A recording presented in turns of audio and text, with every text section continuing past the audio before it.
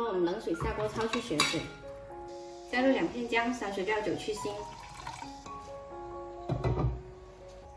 焯好了，再用清水洗去粉末。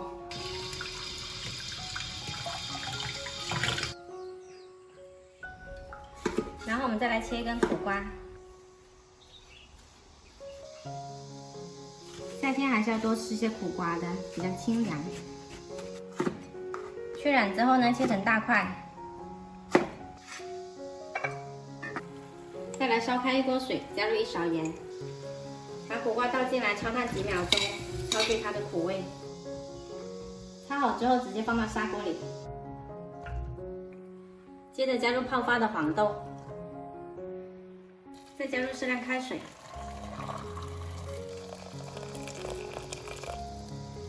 再来2个蒜头，大火煮开，转小火煲1个小时。我们再来洗1颗酸咸菜，打斜刀切成片。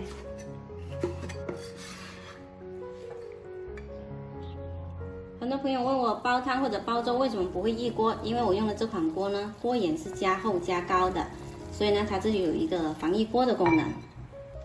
还有一个就是我一般说的小火煲呢，就是炉心火的最小火。保持这样的火力呢，煲1-2个小时，汤水也不会减少很多。煲了1个小时后呢，加入咸菜，再煲20分钟。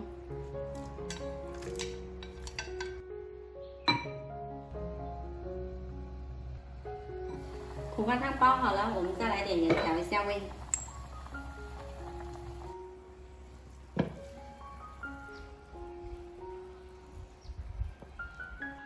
今天这道苦瓜汤呢，闻起来特别香，吃起来苦中带甜，清热解暑。喜欢的朋友可以煲来喝哦。